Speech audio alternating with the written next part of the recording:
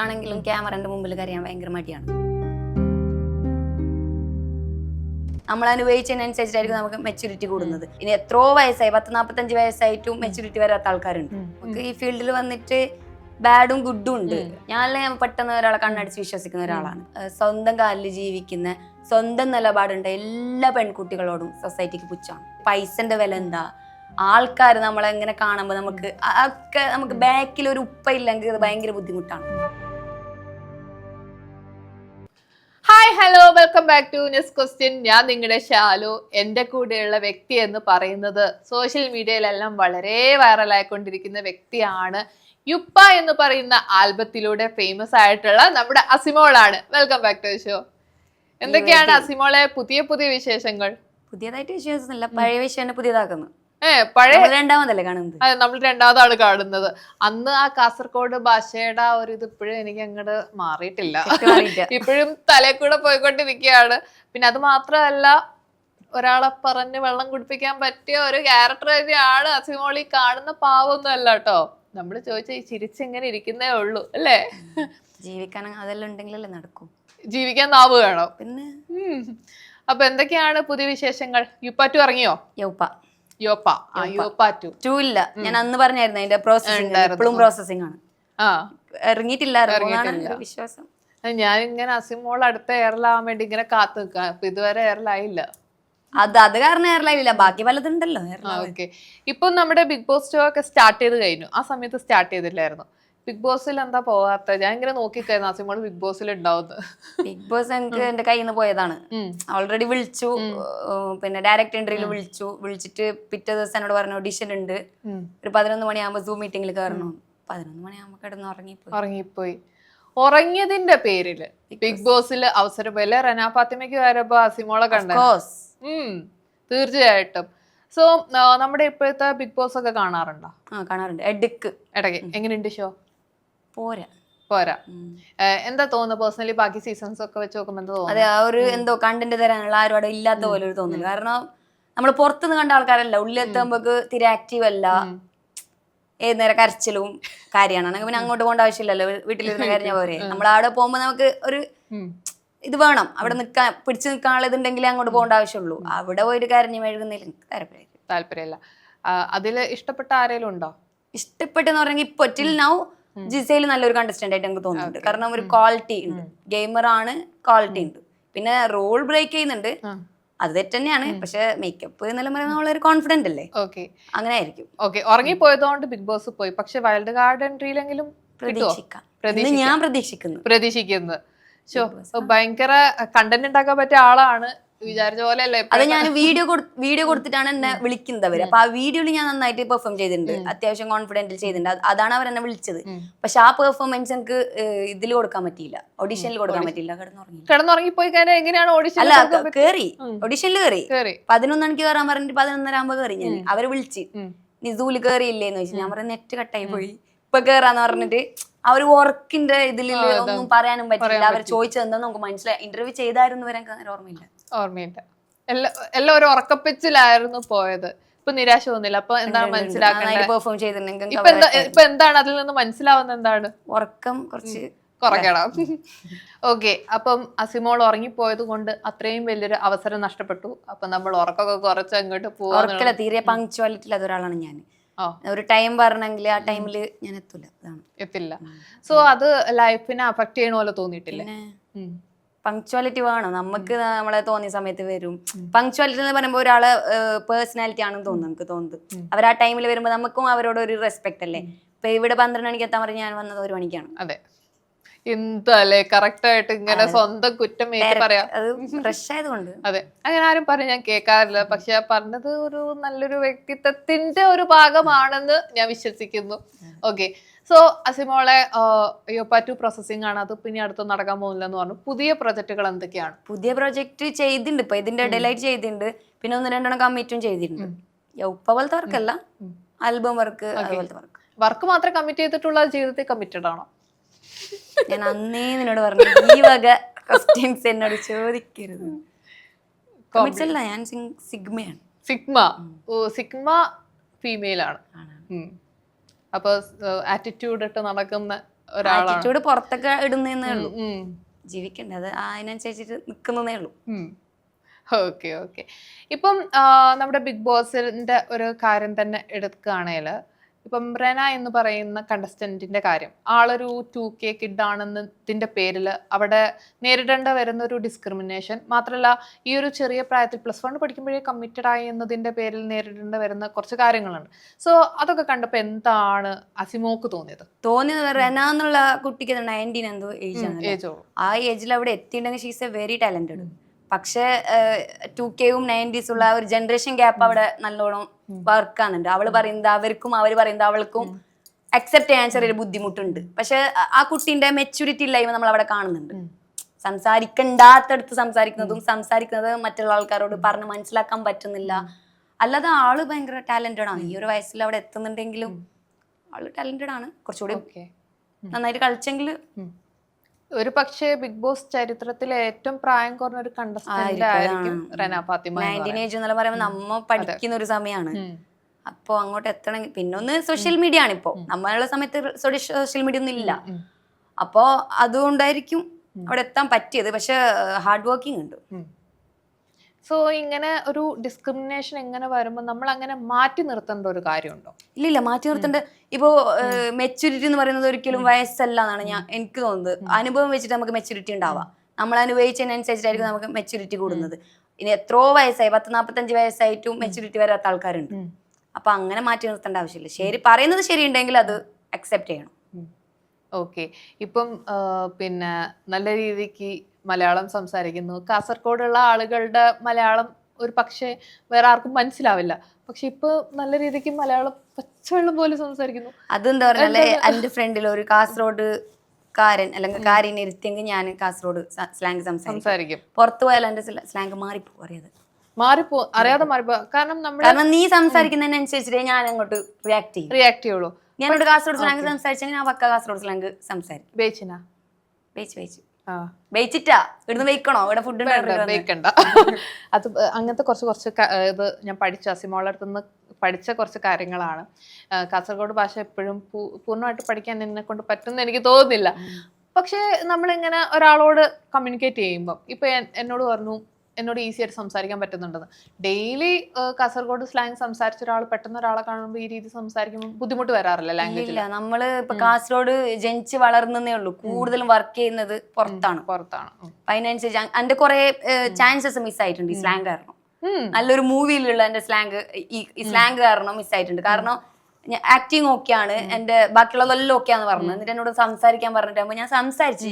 പക്ഷെ എവിടെയോ ഒരു ടച്ച് കാസർഗോഡ് വരുന്നുണ്ട്, ആ ഒരു സ്ലാങ്ങിന്റെ ടോണോ എന്തോ. അപ്പൊ ആള് പറഞ്ഞു ഇത് പക്ക ഒരു പാലക്കാട്ടുകാരിയാണ്, അപ്പൊ നിന്റെ ഈ സ്ലാങ് ചെറിയൊരു ബുദ്ധിമുട്ടാണെന്ന് പറഞ്ഞപ്പോ ഞാൻ പറഞ്ഞു സ്ലാങ് ബുദ്ധിമുട്ടാണെങ്കിൽ ഞാൻ പോയിക്കോളാം. കാരണം നമ്മളെ സ്ലാങ് വിട്ടിട്ട് വേണ്ടെന്ന് പറഞ്ഞു ഞാൻ വന്നു. ഓക്കെ. അപ്പൊ ഇനി ഒരു കാസർഗോഡുകാരിയുടെ റോളാണെങ്കിൽ ബാക്കിയായിട്ട് അങ്ങ് ചെയ്യും. അത് 100%. ഓക്കെ. ഇപ്പം ആൽബം സോങ്സിലൂടെയാണ് ഈ ഒരു അഭിനയ രംഗത്ത് വന്നിട്ടുണ്ടായിരുന്നത്. സോ ഏറ്റവും ഫേവറേറ്റ് ആയിട്ടുള്ള ഒരു മൂമെന്റ് എന്തായിരുന്നു അതില് ആൽബത്തിൽ? അല്ല, കുറെ shooting behind the scenes movement ഒക്കെ ഉണ്ടാവല്ലോ, കുറെ ഫണ്ണി മൂവ്മെന്റ്, കുറച്ച് അബദ്ധ മൂവ്മെന്റ്സ് ഒക്കെ ഉണ്ടാവല്ലോ. അങ്ങനെ ഫണ്ണി മൂവ്മെന്റ്സ് എന്നല്ല, നമുക്ക് ഈ ഫീൽഡിൽ വന്നിട്ട് ബാഡും ഗുഡും ഉണ്ട്.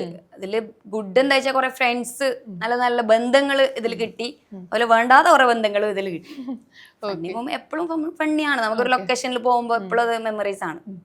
വേണ്ടാത്ത ബന്ധങ്ങൾ കിട്ടി എന്ന് പറയാൻ എന്താണ് കാരണം? കുറെ ഫ്രണ്ട്സ്, വേണ്ടാത്ത കുറെ ഫ്രണ്ട്സിന് കിട്ടി, വേണ്ടാത്ത കുറെ കാര്യങ്ങൾ കിട്ടി. പണി കിട്ടിയിട്ടുണ്ടോ ജീവിതത്തിൽ? പണി കിട്ടി, ഈ പുറകിൽ നിന്ന് കുത്ത ഒരു കട്ടപ്പ, അങ്ങനത്തെ കട്ടപ്പമാര് ജീവിതത്തിൽ ഉണ്ടായിട്ടുണ്ടോ? ഞാൻ പെട്ടെന്ന് ഒരാളെ കണ്ണടിച്ച് വിശ്വസിക്കുന്ന ഒരാളാണ്. കാരണം എന്നോട് കംഫർട്ടായിട്ട് സംസാരിക്കും. ഞാൻ ഓക്കെ നല്ലതാണ്, ഇപ്പൊ ഞാൻ എന്റെ കൂടെ നിൽക്കും എന്നുള്ള ഒരു രീതിയിൽ ഞാൻ ചത്ത് നിൽക്കും. ഒരാൾക്ക് വേണ്ടിയിട്ട് ഞാൻ എന്റെ സിൻസിയറിറ്റി ഭയങ്കര കാണിച്ചിട്ട് ഭയങ്കര ലോയാലിറ്റിയിൽ നിൽക്കുന്ന ഒരാളാണ്. അതുകൊണ്ട് ഞാൻ കുറെ പണി കിട്ടിയിട്ടുണ്ട്. സോ അങ്ങനെ ഒരു പണി കിട്ടിയ സമയത്ത് എന്താണ് പേഴ്സണലി ഫീൽ ചെയ്തിട്ടുള്ളത്? വിഷമം തോന്നിയിട്ടില്ല? വിഷമം തോന്നും, ഓഫ്കോഴ്സ് വിഷമം തോന്നും. പക്ഷെ ഞാൻ വിചാരിക്കും നമ്മളെ ഭാഗത്തുനിന്ന് ഒരു തെറ്റില്ലല്ലോ. ഞാൻ കാണിച്ചത് എന്റെ സിൻസിയാരിറ്റിയാണ്. അവർക്കത് മനസ്സിലായിട്ടില്ലെങ്കിൽ അവരാണ് റിഗ്രറ്റ് ചെയ്യേണ്ടത്. ഞാൻ റിഗ്രറ്റ് ചെയ്യേണ്ട ആവശ്യമില്ല. ഞാൻ എന്റെ 100% സിൻസിയാരിറ്റിയിലാണ് നിന്നിട്ടുള്ളത്. ഓക്കെ. സോ അസിമോള് ഇപ്പം ഈ ഒരു ഫെയിമിൽ നിൽക്കുന്ന ഒരാളാണ്. അങ്ങനെ നിൽക്കുമ്പം കൂടെ വരുന്ന ചില സുഹൃത്തുക്കൾ ഈ ഒരു ഫെയിമും പലതും കിട്ടാൻ വേണ്ടിയിട്ട് വരുന്നതാണെന്ന് തോന്നിയിട്ടുണ്ടോ? ഫ്രണ്ട്സോ? ഫ്രണ്ട്സ് ആയിട്ട്, അതായത് സൗഹൃദം നടിച്ചു വന്ന് അതുണ്ട്, അതല്ലാതെ നിൽക്കുന്ന ആൾക്കാരും ഉണ്ട്, രണ്ടും ഉണ്ട്. ഓക്കെ. സോ അങ്ങനെയൊക്കെ വരുമ്പോ അതിപ്പോ മനസ്സിലാവാറുണ്ട് പെട്ടെന്ന് മനസ്സിലാവും നമുക്കത്. അവർക്ക് കൂടുതലും ഫോക്കസ് പിന്നെ ഈ സോഷ്യൽ മീഡിയയിലാണ്. നമുക്ക് വീഡിയോ എടുക്കാം, അതെടുക്കാം, ഇതെടുക്കാം. അത് പോകുമ്പോൾ നമുക്ക് മനസ്സിലാവും നമ്മളെ റീച്ചാണ് അവർക്ക് വേണ്ടത്, നമ്മളല്ല അവർക്ക് വേണ്ടത്. അല്ലാതെ എന്റെ സിൻസിയർ ആയിട്ട് നിൽക്കുന്ന എന്റെ ഫ്രണ്ട്സ് കുറെ ആൾക്കാരുണ്ട്. സോ ഇങ്ങനെ റീച്ചിന് വേണ്ടിയതായിട്ടൊക്കെ വരുമ്പം ആ ഒരു അബദ്ധ കുഴികളിൽ ചാടി പോവാറുണ്ടോ? ഞാൻ പെട്ടെന്ന് വിശ്വസിക്കുന്ന ആൾക്കാരെ, എന്നാലും മനസ്സിലാവെങ്കിലും വീണ്ടും പോയിട്ട് കുഴികളിൽ പിന്നെയും ചാടും. അതാണ് ഇപ്പൊ ചാടാതെ നിൽക്കാൻ കുറെ ശ്രമിക്കുന്നുണ്ട്, എങ്കിലും നോക്കാം. ഇപ്പം അത്രയും വിശ്വസിച്ച് സ്നേഹിച്ച് അവസാനം ചതിച്ചിട്ട് പോകുമ്പം എന്താണ് പേഴ്സണലി വിഷമം? അല്ല, മീൻസ് നമുക്ക് എന്താണ് ഒരവസ്ഥ എന്താണ്? നീ എന്ത് ഉദ്ദേശിക്കുന്ന കാര്യമാണ് എപ്പോഴും? അത് പറയുമ്പോ തന്നെ കണ്ടു നിറയും. അല്ല, അത് ഞാൻ പറഞ്ഞല്ലോ, അങ്ങനത്തെ കാര്യത്തിൽ ഞാൻ ഭയങ്കര സിൻസിയർ ആണ്. പുറത്ത് ഞാൻ കുറെ ബോൾഡ്നെസ് കാണിക്കെങ്കിലും ഞാൻ ഭയങ്കര സിൻസിയർ ആണ്. എനിക്ക് പെട്ടെന്ന് അങ്ങനത്തെ എല്ലാ കാര്യത്തിൽ ഞാൻ പെട്ടെന്ന് ഇതായിപ്പോ. ഓക്കെ. ഇപ്പം ഫാമിലിന്റെ കാര്യത്തിലോട്ട് വരാം. വീട്ടിലാരൊക്കെയുണ്ട്? ഉമ്മ, ബ്രദർ, സിസ്റ്റർ. അപ്പൊ ഫാമിലി കാര്യങ്ങളൊക്കെ ആരാണ് നോക്കുന്നത്? ബ്രദറും ഞാനുമായിട്ടാണ് നോക്കുന്നത്. ഇപ്പം വരുന്നത് ഒരു മുസ്ലിം ഫാമിലിയിൽ നിന്നാണ്. സോ അങ്ങനെയുള്ളപ്പം ഇങ്ങനെ മീഡിയ ഫീൽഡിൽ നിൽക്കുന്നത് കൊണ്ട് അതിൻ്റെതായ റെസ്ട്രിക്ഷൻസ് ഒന്നും ഫാമിലിയിൽ നിന്ന് വന്നിട്ടില്ലേ? ആദ്യം വന്നായിരുന്നു.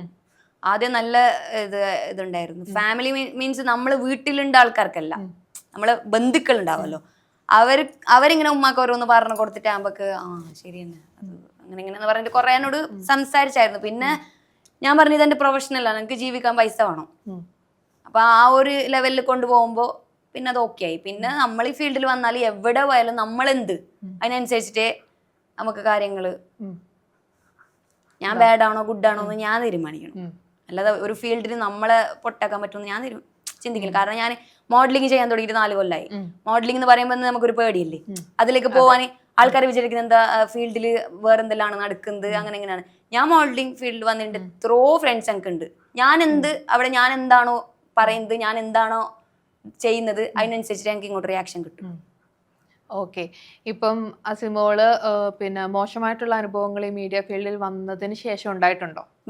സോഷ്യൽ മീഡിയ അല്ല, എന്നുവെച്ചാൽ ഈ മീഡിയ ഫീൽഡ് ഇങ്ങനെ അഭിനയിക്കാനൊക്കെ പോകുന്ന സമയത്ത് എന്തെങ്കിലും മോശമായിട്ടുള്ള അഡ്ജസ്റ്റ്മെന്റ് അങ്ങനത്തെ കാര്യങ്ങൾ എന്തെങ്കിലും? ഒരു മൂവി കമ്മിറ്റ് ചെയ്തിട്ടാകുമ്പോൾ അത് വന്നിട്ടുണ്ട്. അത് നല്ലൊരു നടന്റെ അടുത്തുനിന്നാണ്, ഒരു സീനിയർ നടന്റെ അടുത്തുനിന്നാണ് പറയാൻ എനിക്ക് താല്പര്യമില്ല. കാരണം പക്ഷെ എന്താ പറയുന്നത്, ഞാൻ അതും ജെന്യൂൻ ആയിട്ട് കാണുന്നു. കാരണം ഞാൻ പോയതിന് ശേഷം എന്നോട് ചോദിച്ചതല്ല, ഞാൻ പോകുന്നതായിട്ട് മുമ്പാണ് ചോദിച്ചത്. ഇങ്ങനെ താല്പര്യം ഉണ്ടോ എന്നാണ് എന്നോട് ചോദിച്ചത്. ഞാൻ പറഞ്ഞു അങ്ങനെ താല്പര്യമില്ല, ഇത് അവിടെ തീർന്നു. അവിടെ പോയിട്ട് അങ്ങനെ നമുക്ക് റിയാക്ട് ചെയ്യേണ്ടി വരും. ഇതിപ്പോ ഇങ്ങനെ പറഞ്ഞതുകൊണ്ട് അത് സോൾവ് ആയി, അത്രേ ഉള്ളൂ. ഓക്കെ. ചോദിച്ചു, താല്പര്യമില്ല എന്ന് പറഞ്ഞു. അപ്പൊ അവർക്കും താല്പര്യമില്ല എന്ന് പറഞ്ഞു, ഗുഡ് ബൈ പറഞ്ഞു. ഓക്കെ.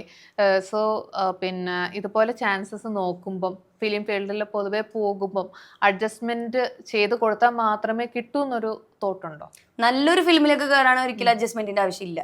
കാരണം നല്ലൊരു ഫിലിം എന്ന് പറയുമ്പോൾ നല്ല പ്രൊഡ്യൂസർ, അവർക്ക് ഏറ്റവും വലുത് അവരെ ടാലന്റ് കാണിക്കണം, അവർക്ക് നല്ലൊരു സാധനം പുറത്തിറക്കണം എന്നായിരിക്കും അവർ വിചാരിക്കുന്നത്. ഇനി ഈ അഡ്ജസ്റ്റ്മെന്റിന്റെ ആവശ്യമില്ല.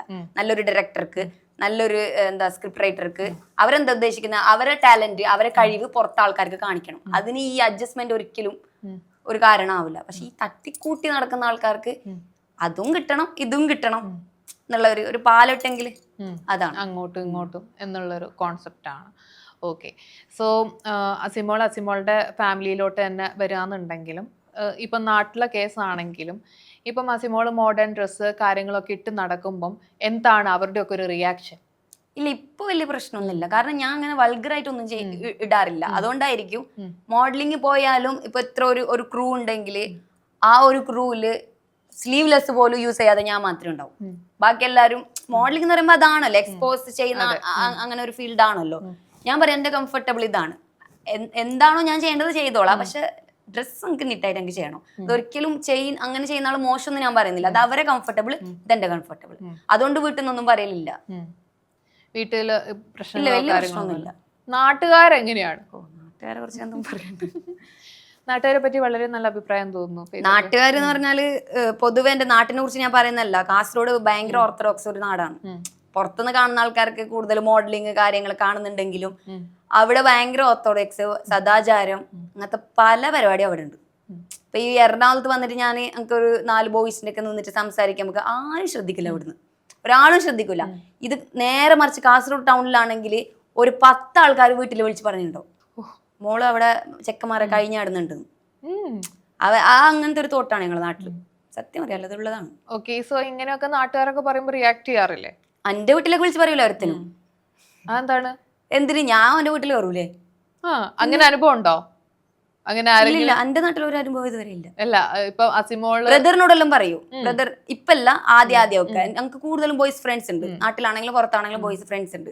അപ്പൊ വീട്ടില് ബ്രദറിനോട് വിളിച്ച് പറയും, നിന്റെ പെങ്ങളിങ്ങനെ കുറച്ച് ബോയ്സിന്റെ ഒക്കെ എല്ലാം നടക്കുന്നത് കണ്ടിട്ടുണ്ട്. അപ്പൊ ഓന് പറയും അത് നമ്മളെ ഫ്രണ്ട് ആയിട്ടുണ്ടോ, അത്ര തന്നെ. അത് വീട്ടിലേക്ക് എത്തിയെങ്കിലും ഞാൻ ചോദിക്കാം, പറഞ്ഞോണ്ട് എന്റെ മുമ്പിൽ കൊണ്ടുപോവാ, ഞാൻ ചോദിക്കാം. അപ്പൊ ഓന് പറയട്ടെ. അല്ലാതെ ഈ ബാക്കിൽ വിളിച്ചിട്ട് ഉമ്മാക്ക് പറയേണ്ടത് അവരോട് വിളിച്ച് പറഞ്ഞ അവർക്ക് ടെൻഷൻ അല്ല. എന്ത് പറഞ്ഞാലോ അവർ നമ്മളെ പോലെ പുറം ലോകം കണ്ട് അറിയുന്ന ആൾക്കാരല്ല. നമുക്കത് ഇത് ഹാൻഡിൽ ചെയ്യണമെന്ന് അറിയുന്നതുകൊണ്ടാണ് നമ്മൾ ഈ ഫീൽഡിലേക്ക് ഇറങ്ങിയത്. ഓക്കെ, സോ ഇങ്ങനെയൊക്കെ ആളുകൾ പറയുമ്പം പിന്നെ എന്താണ് പേഴ്സണലി തോന്നുന്നത് അസിമോക്ക്? അങ്ങനെ പറയുമ്പോ ഒരു ലോഡ് പുച്ഛം. അവർക്ക് അവരെ വീട്ടിൽ ഇപ്പൊ ഒരു 100,000 പ്രശ്നങ്ങൾ നടക്കുന്നുണ്ടെങ്കിലും മറ്റോൻ എന്ത് ചെയ്ത് നോക്കാനാണ്. ചിലപ്പോ സ്വന്തം മോള് മതിൽ ചാടി പോയിട്ടുണ്ടാവും, അതൊരു വിഷയമല്ല. അത് ചാടേണ്ട വന്ന സിറ്റുവേഷൻ എന്ന് അവർക്ക് പറയാൻ പറ്റൂ. അപ്പുറത്തെ വീട്ടിൽ എന്തെങ്കിലും ചെറിയ പ്രശ്നം നടന്നെങ്കിൽ അത് ഭയങ്കര അത് കാണണം, അറിയണം, എന്നിട്ട് അതിനെ കുറിച്ച് ചർച്ച ചെയ്യണം. മറ്റുള്ള ആളെ കുറിച്ച് ഇങ്ങനെ പറയുമ്പോൾ ഉള്ള ഒരു ത്വരയില്ലേ, എന്തിനാ ഇതിന്റെ ആവശ്യം ഞാൻ ചോദിക്കുന്നത്? അവർക്ക് അവരവർ ജീവിക്കുക, അവരവർ പൈസ ഉണ്ടാക്കുക, അവരവരെ ഹാപ്പിനെസ്സിൽ ജീവിക്കാം, പോരെ അല്ലേ? അതെ, തീർച്ചയായും. പിന്നെ അസിമോള് ഒരു ഓർത്തഡോക്സ് ഫാമിലിയിൽ നിന്നാണ് വരുന്നത് എന്ന് പറഞ്ഞു. അപ്പം വിവാഹത്തിനൊന്നും വീട്ടിൽ നിർബന്ധിക്കാറില്ല? നിർബന്ധിക്കുന്നുണ്ട്. അപ്പൊ എന്താണ് പറയാറ്? ഞാൻ എന്തോ എനിക്ക് വിവാഹം കഴിക്കാനുള്ള സമയം ആയിട്ടില്ല നമുക്ക് പേഴ്സണലി തോന്നുന്നു. കാരണം ഫിനാൻഷ്യലി സ്റ്റേബിൾ അല്ല. ഇപ്പൊ എല്ലാരും പറയുന്നത് ബോയ്സ് ആണ് സ്റ്റേബിൾ ആണെന്ന്. എനിക്ക് തോന്നുന്നില്ല. ഫിനാൻഷ്യലി ഇൻഡിപെൻഡന്റ് പേഴ്സണലി നമ്മളും ആവണം. കാരണം നമ്മളിപ്പോ മാരേജ് കഴിഞ്ഞിട്ട് നമുക്ക് പേഴ്സണലി എന്തെങ്കിലും വാങ്ങണമെങ്കിൽ അവരെ കൈ നീട്ടെങ്കിൽ അതെപ്പോഴും ഞാൻ അങ്ങനെ കൈ നീട്ടി ശീലിച്ചിട്ടില്ല. എന്റെ ഉപ്പാന്റെ അടുത്തുനിന്നല്ലാതെ ഉപ്പ പോയ മുതൽ ഞാൻ ഒരാളെ മുമ്പിലും കൈ നീട്ടിയിട്ടില്ല. സ്വന്തം കഷ്ടപ്പെട്ടിട്ടാണ് ഞാൻ എന്തും വാങ്ങിയിട്ടുള്ളൂ. അതുകൊണ്ട് എനിക്ക് പിന്നെ ഒരാളെ മുമ്പിൽ ഇങ്ങനെ ചോദിച്ച് വാങ്ങാൻ അല്ലെങ്കിൽ അവരെ ക്യാഷിൽ എന്തെങ്കിലും ചെയ്യാൻ അല്ലെങ്കിൽ ഭയങ്കര ബുദ്ധിമുട്ടാണ്. സോ എനിക്കൊരു ഫിനാൻഷ്യലി സ്റ്റേബിൾ ആണോ, അതിന് ശേഷമാണ് മാരേജ് ആണെങ്കിലും. പിന്നെ ഒരു റൈറ്റ് പേഴ്സണിനെ കണ്ടിട്ടുണ്ടോ ചോദിച്ചെങ്കിൽ ഇല്ല. ഫാദർ ഇല്ല, ഒരു 8 വർഷമായിട്ട് ഫാദർ കൂടെ ഇല്ല, മരിച്ചിട്ടില്ല, കൂടെയില്ല. സോ കൂടെ അത്രയും കാലം ഉണ്ടായിട്ട് പെട്ടെന്ന് ആ ഒരു ആള് പോയപ്പം എനിക്ക് ഞാൻ പറയാ, ഇപ്പൊ എല്ലാരും നമ്മള് കുറെ വീഡിയോസിൽ നമ്മൾ ഉമ്മാനെ പറ്റിട്ട് പറയണ്ട, അമ്മനെ പറ്റിട്ട്. പക്ഷെ ഉപ്പ എന്ന് പറയുന്നത് എപ്പോഴും നമ്മളെ ഒരു കോൺഫിഡൻസ് ആണ്. കാരണം ഇപ്പൊ നമ്മൾ എന്ത് ചെയ്യെങ്കിലും പറയലുണ്ട് എന്റെ ഉപ്പ വരും ചോദിക്കാൻ. ഉപ്പ എന്ന് പറയുന്നത് നമുക്കൊരു ധൈര്യമാണ്. എപ്പോഴും ബാക്കിൽ ചോദിക്കാൻ ഒരാളുണ്ടെന്ന്. ഉമ്മ എന്ന് പറയുമ്പോൾ നമുക്ക് സ്നേഹം, ലാളന, അതെല്ലാം ഉമ്മ. ഉപ്പ എന്ന് പറയുന്നത് എപ്പോഴും നമ്മളെ ഒരു കോൺഫിഡൻസ് ആണ്. ഉപ്പ പോകുന്നതോടെ ആ കോൺഫിഡൻസ് തീർന്നു. നമുക്ക് പെൺകുട്ടികൾക്ക് ഏറ്റവും കൂടുതൽ ഇത് പോകും. കാരണം നമ്മൾ ഉപ്പ എന്ന് പറയുമ്പോൾ അത്ര കംഫർട്ടബിൾ ആണ് നമുക്ക് എന്തിനും. ആ ഉപ്പ അവിടെ നിന്ന് മാറണം. നമുക്ക് ജീവിതം എന്താണ് കറക്റ്റ് പഠിക്കണമെങ്കിൽ അന്ന് മുതലാണ് കറക്റ്റ് പൈസന്റെ വില എന്താ, ആൾക്കാർ നമ്മളെ എങ്ങനെ കാണുമ്പോൾ നമുക്ക് ബാക്കിൽ ഒരു ഉപ്പ ഇല്ലെങ്കിൽ അത് ഭയങ്കര ബുദ്ധിമുട്ടാണ്. ഉപ്പ വിളിക്കാറോ സംസാരിക്കാറോ ഒന്നുമില്ല? ഇല്ല, ഒരു കോണ്ടാക്റ്റും ഇല്ല. അപ്പൊ അത്രയും കാലം കൂടെ ഉണ്ടായിരുന്ന ഒരാള് പോയപ്പം എനിക്കത് റിലേറ്റ് ചെയ്യാൻ പറ്റും. അതെ, ഞാൻ പറഞ്ഞല്ലോ, അത് പെട്ടെന്ന് വീട്ടില് ചുമ്മാ നടന്ന ഒരാള് വീട് നോക്കേണ്ട ഒരു അവസ്ഥയിലോട്ട് വന്നു. നമുക്കത് വരെ അറിയുന്നില്ല വീടിന്റെ ചെലവെന്ത് അല്ല വേറെ എന്ത്. ഇതിപ്പോ ആ ഒരു സ്ഥാനം പോകുമ്പോഴാണ് ഇത് ഇത്രയെല്ലാം ഉണ്ട്, ഇങ്ങനെല്ലാം ചെയ്യേണ്ടുണ്ട്, ആ ഒരു കഷ്ടപ്പാട് അതെല്ലാം നമ്മൾ അറിയുന്നത് ഉപ്പ വഴിയിലൂടെയാണ്. ഉമ്മ ചെയ്യുന്നില്ല എന്നല്ല, ഉപ്പ ഇല്ലാത്ത പല ആൾക്കാരെ ഉമ്മ നോക്കൽ, അമ്മമാര് നോക്കലുണ്ട്. എന്നാലും ഉപ്പ എപ്പോഴും ഒരു കോൺഫിഡൻസ് ആണ് ഞാൻ പറയും. ഓക്കെ, ഇപ്പം ഞാനും അധികം അതിനെപ്പറ്റി ഞാൻ ചോദിക്കുന്നില്ല. ഇമോഷണൽ ആവുന്ന ഒരു ഇതിലോട്ട് കാര്യങ്ങൾ പോകുന്നതുകൊണ്ട് എനിക്ക് തോന്നുന്നു. അപ്പൊ നമുക്ക് ടോപ്പിക്ക് ചെറുതായിട്ടൊന്ന് മാറ്റി പിടിക്കാം. ആണെങ്കിലും ക്യാമറന്റെ മുമ്പിൽ കരയാൻ ഭയങ്കര മടിയാണ്. ഞാൻ കരയുന്ന ആരും കാണാൻ പാടില്ല, അതെനിക്ക് ഭയങ്കര നിർബന്ധമാണ്. എന്റെ വീട്ടിലാണെങ്കിൽ എന്തെങ്കിലും ഞങ്ങൾക്ക് കൂടുതൽ വിഷമം വരുമ്പോ ഞാൻ ഒന്നെങ്കിലും വീട്ടിൽ നിന്ന് ഇറങ്ങിപ്പോവും, അല്ലെങ്കിൽ ബാത്റൂമിൽ പോകും. ഞാൻ കരയുന്ന ആരും കാണാൻ എനിക്ക് തിരേ ഇഷ്ടമില്ല. ഒരു ആൽബത്തിൽ കരയേണ്ട ഒരു സീൻ വന്നെങ്കിൽ ഇവിടെ ഉണ്ട് കുറെ ആൾക്കറിയും, കരയേണ്ട ഒരു സീൻ വന്നെങ്കിൽ എന്നെ കരയിപ്പിക്കാൻ ചെയ്യുന്ന പുള്ളി ഐഡക്സ്, മറ്റേ എന്താ ടൈഗർ ബാം, Glycerin. ഗ്ലിസറിൻ, അങ്ങനത്തെ പല സാധനം കൊണ്ട് വന്നാലും എന്റെ കണ്ണെന്ന് വെള്ളം വരൂല. എന്തോ ക്യാമറന്റെ മുമ്പിൽ കരയാൻ ഭയങ്കര മടിയാണ്. ഒരാളെ മുമ്പിൽ അങ്ങ് കരയാൻ ഭയങ്കര ഇതാണ്. ഒറ്റയ്ക്ക് ഇരുന്ന് കരയും. പട്ടി കരയുന്ന പോലെ പട്ടി കരയുന്ന പോലെ കരയും. ഓക്കെ. ഇപ്പം പൊതുവെ ഞാൻ കേട്ടിട്ടുണ്ട്, നമ്മൾ എല്ലാവരും മുമ്പിലും ചിരിച്ചു കളിച്ച് നടന്ന് പിന്നെ രാത്രി നമ്മുടെ തലയണ മാത്രമേ നമ്മുടെ സങ്കടങ്ങളും നമ്മുടെ പരിഭവങ്ങളും ഒക്കെ കേൾക്കൂ. അതെ, രാവിലെ എല്ലാം കുറെ പ്രോബ്ലങ്ങളെല്ലാം നമ്മള് അങ്ങനെ വിടും. രാത്രി ആവുമ്പോ സത്യം പറഞ്ഞാൽ എവിടെ നിന്നല്ലോ എന്തെല്ലോ കയറി വരും. അപ്പൊ ഉറങ്ങാൻ നേരത്താണ് ഒറ്റയ്ക്ക് ഏകാന്തമായിരിക്കുന്ന ഏകാന്തമായിട്ട് ഇരിക്കാണ് ഞാൻ നോക്കലില്ല. എന്തിലെങ്കിലൊക്കെ ഇങ്ങനെ പോകും. കാരണം ഒറ്റയ്ക്ക് ഇരുന്ന പ്രശ്നമാണ്, വലിയ പ്രശ്നമാണ്. കാരണം നമുക്ക് എന്തോ ഞാൻ അറിയുന്ന നാള് മുതലേ ഞാൻ സന്തോഷം എന്തെന്ന് അറിയാത്ത ഒരാളാണ്. പുറത്തൊക്കെ കാണുമ്പോൾ എന്നോട് എന്റെ ഫ്രണ്ട്സ് എല്ലാം പറയും, നിന്നെ പോലെ ആയാൽ മതിയായിരുന്നു, നിന്റെ അല്ലേ ജീവിതം അല്ലേ, നമ്മളെ ജീവിതം എന്താന്ന് നമുക്കറിയൂ അല്ലേ. പുറത്തിങ്ങനെ ആൾക്കാരുടെ മുമ്പിൽ ഇങ്ങനെ കുറെ മോട്ടിവേഷൻ പറയുന്നു, കുറെ സ്റ്റൈലായിട്ട് നടക്കുന്നു, കുറെ ആറ്റിറ്റ്യൂഡ്, ഇതൊന്നും അല്ല ഉള്ളില്, ഇതൊന്നും അല്ല ആണ്. ഓക്കെ. സോ പിന്നെ അസിമോളെ പോലെയുള്ള ആളുകളെ കുറെ പേര് പ്രചോദനമാക്കണം എന്ന് ഞാൻ പറയും. കാരണം ചെറിയ പ്രായത്തിൽ കുടുംബത്തിന്റെ ഭാരം എടുത്ത് മുന്നോട്ട് പോകുന്നു. പക്ഷെ അത് നാട്ടിലുള്ള അല്ലെങ്കിൽ അടുത്തുള്ളവർക്കൊന്നും മനസ്സിലാവുന്നില്ല. അതാണ് ഭയങ്കര, നമുക്ക് ഒരു ഫിനാൻഷ്യലി നമ്മൾ പണിയെടുത്തിട്ട് കഷ്ടപ്പെടുന്നുണ്ടെങ്കിലും നമുക്ക് ഓക്കെ, അതിൽ ഞാൻ ഭയങ്കര പ്രൗഡാണ്. എനിക്ക് എന്റെ വീട് നോക്കാൻ പറ്റുന്നുണ്ടെങ്കിൽ, എനിക്ക് എന്റെ വേണ്ടപ്പെട്ട ആൾക്കാരെ നോക്കാൻ പറ്റുന്നുണ്ടെങ്കിൽ ഞാൻ ഭയങ്കര പ്രൗഡാണ്. പക്ഷെ അത് ആൾക്കാരെന്താ മനസ്സിലാക്കാത്തതെന്ന് ചിന്തിക്കുമ്പോൾ നമുക്കത് പെട്ടെന്ന് അല്ല, എന്തുകൊണ്ട് അവർ കഷ്ടപ്പെടുന്നത് അവർക്ക് ജീവിക്കാനായിരിക്കും എന്ന് മനസ്സിലാക്കുന്നില്ല. പറയുന്ന തോന്നിവാസി അവൾക്ക് അവിടെ അയിഞ്ഞാട്ടത്തിന് നടക്കണം, വേറെന്ത്. ആ ഒരു മനസ്സിലാക്കാത്ത ഒരു സിറ്റുവേഷനിലാണ് നമുക്ക് സങ്കടം. ഇപ്പം സുഹൃത്തുക്കള് കുറെ പേര് നാട്ടിലുണ്ടെന്ന് പറഞ്ഞു. അപ്പൊ ഈ സുഹൃത്തുക്കളോട് അവരുടെ പാരന്റ്സ് ഒക്കെ പറയാറുണ്ട് അവളുടെ കൂടെ കൂട്ടുകൂടരുത്, ആ രീതിയിലൊക്കെ പറയുമ്പോ എന്താണ് തോന്നാറ്? നല്ല ഒന്നിച്ച് നടക്കുന്ന ആൾക്കാർക്ക് ഇപ്പൊ എന്റെ ഇപ്പൊ മുമ്പ് കാണുമ്പോക്ക് ഞാൻ ഭയങ്കര ഹൈടെക്കിൽ നടക്കുന്ന നല്ലൊരു വ്യക്തി, അത്യാവശ്യം നല്ല ഫിനാൻഷ്യൽ സ്റ്റേബിളും കാര്യങ്ങളും ഫാമിലി എല്ലാം സെറ്റപ്പിലുണ്ട് ഒരാൾ. അതനുസരിച്ച് നമ്മൾ ഫ്രണ്ട്ഷിപ്പ് തുടങ്ങുന്നു. ഫ്രണ്ട്ഷിപ്പ് തുടങ്ങിയിട്ട് എൻ്റെ ഒന്നിച്ചുള്ള സ്റ്റാറ്റസും കാര്യങ്ങളും അവരിടുമ്പോക്ക് അവർക്ക് ആർക്കെങ്കിലും എൻ്റെ ബാക്ക്ഗ്രൗണ്ട് അറിയുന്ന ആൾക്കാർ ഒരാളുണ്ടാവും. അപ്പൊ ഇത് വന്നിട്ട് ഇവരോട് ഇങ്ങനെ പറയും, നീ അവളെ കൂടെ നടന്നെങ്കിൽ നിന്നെയും കൂടി പറയും, നീയും ഇങ്ങനെയാണെന്ന് പറയും എന്ന് പറഞ്ഞിട്ട് കുറെ ആൾക്കാർ ബാക്ക് അടിച്ചിട്ടുണ്ട്. പക്ഷെ ഞാൻ ചോദിക്കൊന്നുമില്ല, നമുക്കത് മനസ്സിലാവും, നമുക്കത് നന്നായിട്ട് മനസ്സിലാവും അവർ ബാക്ക് അടിക്കുമ്പോക്ക്. കാരണം നമ്മൾ സിൻസിയർ ആയിട്ട് നിന്നിട്ടുള്ളൂ, എൻ്റെ ഭാഗത്ത് നിന്ന് ഒരു തെറ്റില്ലാത്തപ്പോഴും അവരിങ്ങനെ ബാക്ക് അടിക്കുമ്പോൾ അത് മനസ്സിലാവും. ഞാൻ പിന്നെ അങ്ങോട്ടേക്ക് പോകില്ല. കാരണം നമ്മൾ കാരണം ഒരാൾ ബുദ്ധിമുട്ടുന്നു അറിയുമ്പോൾ നമ്മൾ മാറി കൊടുക്കണല്ലോ അതിന്റെ ശരി.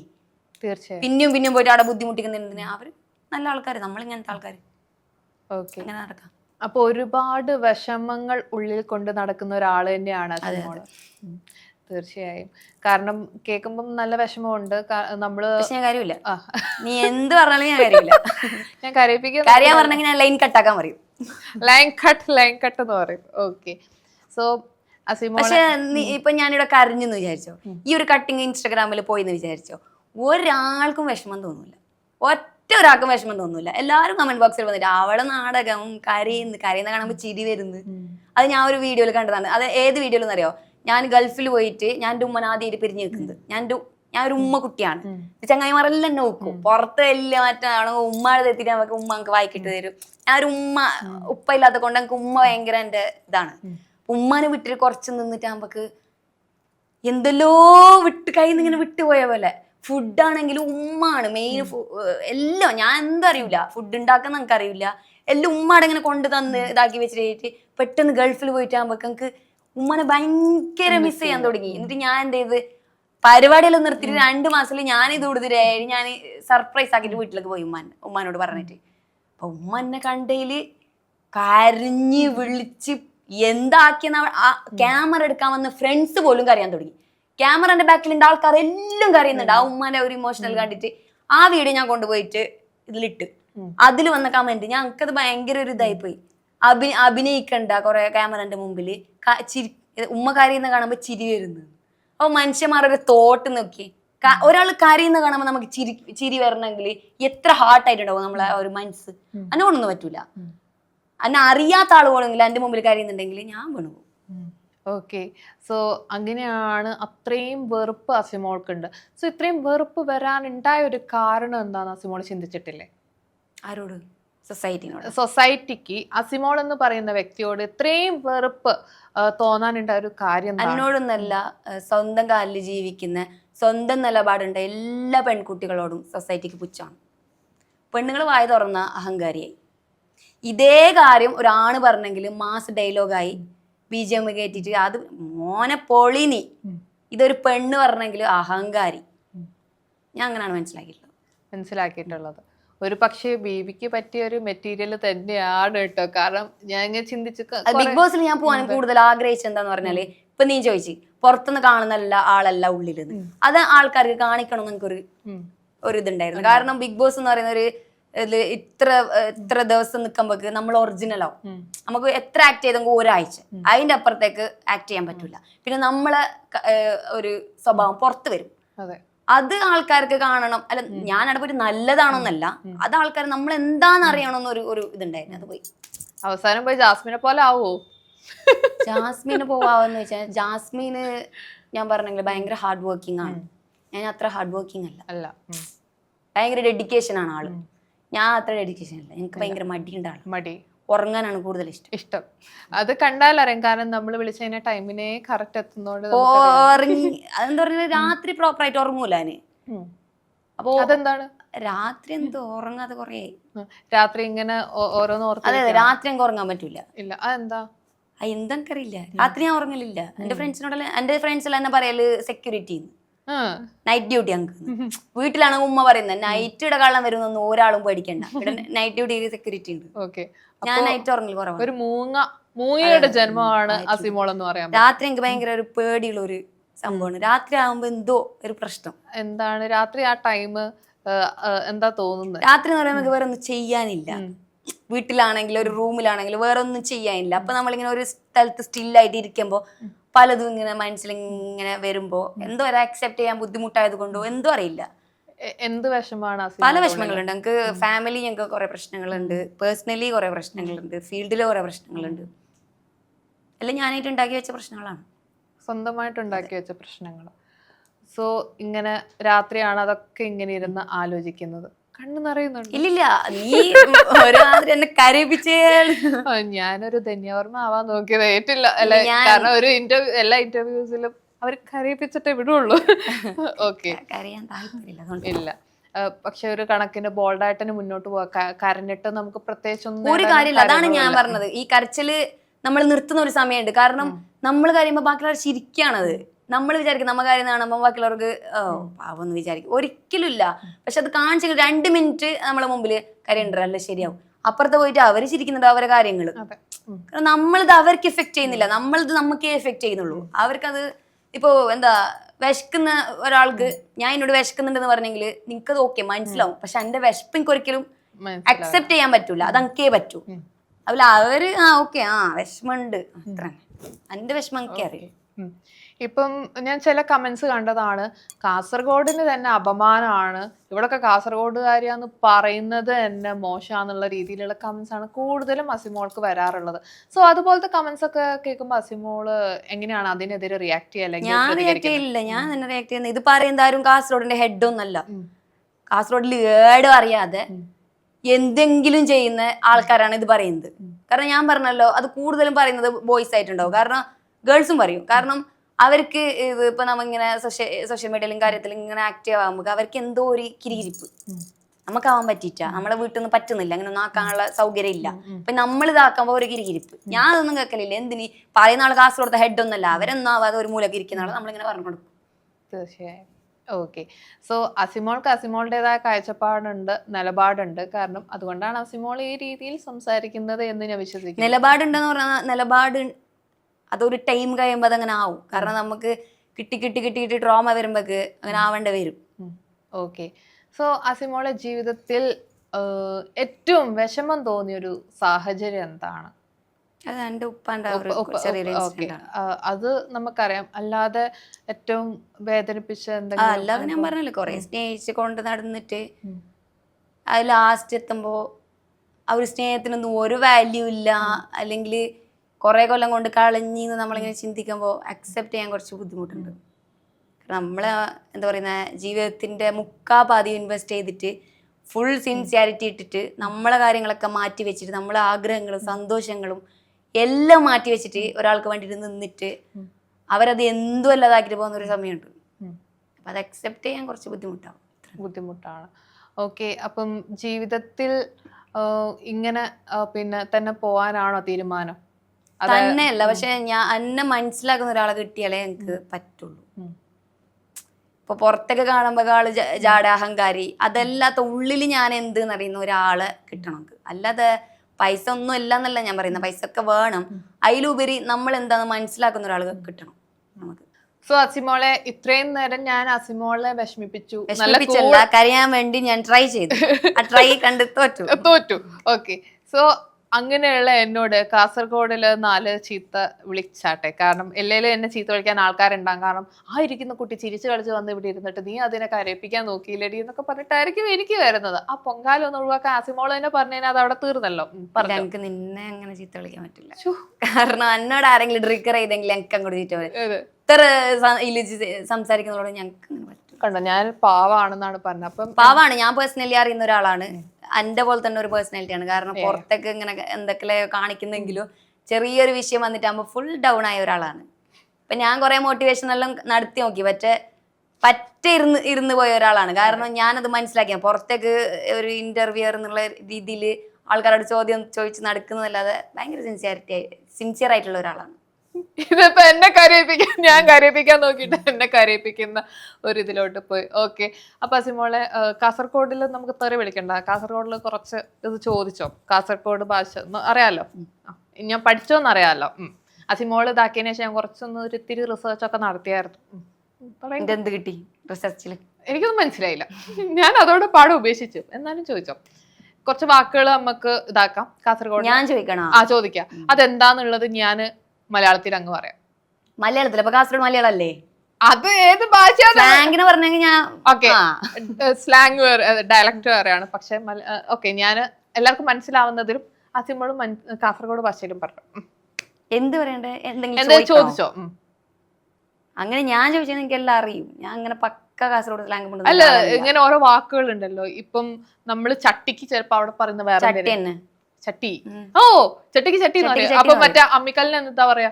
അമ്മിക്കല്ല് ഞങ്ങൾ യൂസ് ചെയ്യല്ല, ഞങ്ങൾ കുറച്ച് മിക്സി ഒക്കെയാണ് യൂസ് ചെയ്യുന്നത്. ഓക്കെ ഓക്കെ, ബാക്കി സാധനങ്ങൾക്കൊക്കെ അങ്ങനത്തെ പേരായിരിക്കും. പിന്നെ ഞാൻ ചോദിക്കാം അങ്ങോട്ടേക്ക് ഓരോ ഇതിനെന്താ പറയുന്നേന്നുള്ള. അപ്പൊ ഇതായിരിക്കുമല്ലോ, നമ്മള് ഈ കാസർഗോഡ് ഭാഷ പഠിച്ച സമയത്തെ, പഠിച്ചിട്ടൊന്നുമില്ല, നോക്കിയ സമയത്ത് ഈ നിങ്ങളുടെ ഭക്ഷണം കഴിക്കുന്ന സംഭവങ്ങളുണ്ടോ? തുന്ന രാവിലെ ആണെങ്കിലും രാത്രി ആണെങ്കിലും. അപ്പൊ ഇത് അതിലെന്തൊക്കെയോ ഡിഫറൻസ് ഒക്കെ. ബെയ്ച്ചാന്ന് ചോദിക്കുന്നത് ചോറ് കഴിച്ചോ എന്നുള്ള ഒരു ഉദ്ദേശത്തിലാണ്. ബെയ്ച്ചാന്ന് രാവിലെ ഒരിക്കലും ആരും ചോദിക്കൂല. രാവിലെ ആണെങ്കിൽ തുന്നാന്നേ ചോദിക്കും. കാരണം നമ്മൾ രാവിലെ ബ്രേക്ക്ഫാസ്റ്റ് അപ്പം എന്തെങ്കിലും അല്ലേ, അപ്പൊ അത് ചോറാണ് ബെയ്ക്കല്. ഓക്കെ, നമുക്കൊക്കെ കഴിച്ചില്ലേ, കഴിച്ചോ ആ ഒരു സാധനം തന്നെ ഞങ്ങൾ കുറച്ച് പരിഷ്കാരം. ഓക്കെ, വളരെ പരിഷ്കാര ടൈപ്പാണ്.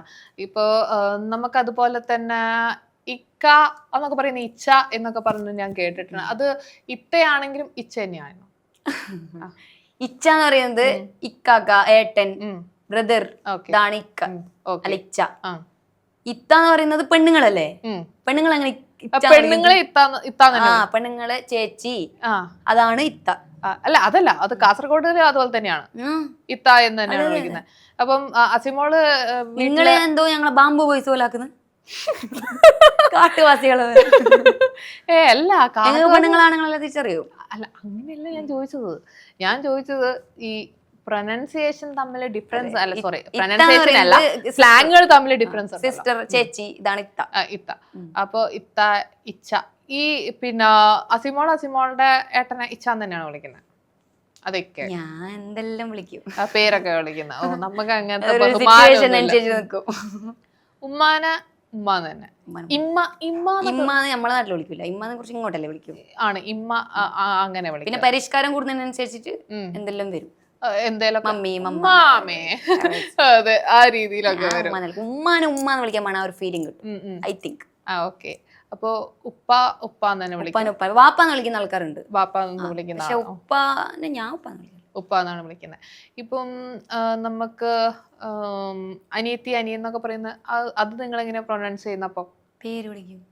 അനിയത്തിന് നമ്മൾ എന്ത് വിളിക്കാൻ പറ്റൂ? പേര് വിളിക്കും. അവരെ നമ്മളെ അന്ന ദീദി എന്ന് വിളിക്കും. അന്ന ദീദി എന്ന് വിളിക്കും ഇങ്ങോട്ട്. നമ്മളിങ്ങനെ നമുക്കിപ്പോ വീട്ടില് ഒരു നിക് നെയിമോ എന്തെങ്കിലും ഉണ്ടാവുമല്ലോ, നമ്മളങ്ങനെ അവര് എന്തെങ്കിലും വേറെ രീതികളുണ്ടോ എന്ന് അറിയാൻ വേണ്ടി ചോദിച്ചു. ഇത് ഇനി കൂടുതൽ ഞാൻ ചോദിച്ചതിനെ മിക്കവാറും എന്നെ എയറിൽ കയറ്റാനുള്ള, എന്നെ ബഹിരാകാശത്ത് കയറ്റാനുള്ള കണ്ടന്റുമായിട്ട് അസിമോൾ ഇറങ്ങും. ഓക്കെ അപ്പൊ ഇത്രയും നേരം അസിമോള് ഞങ്ങളുടെ ടൈം സ്പെൻഡ് ചെയ്തതിന് ഒത്തിരി നന്ദി. ബിഗ് ബോസിൽ കയറാൻ പറ്റട്ടെ, വൈൽഡ് കാർഡ് എൻട്രിയിൽ കയറാൻ പറ്റട്ടെ. അപ്പം സങ്കടങ്ങളൊക്കെ മാറ്റിവെക്കുക, ജീവിതത്തിൽ സന്തോഷം മാത്രം വരട്ടെ. ഇത്രയും നേരം ടൈം സ്പെൻഡ് ചെയ്തതിന് ഒത്തിരി നന്ദി. Thank you so much.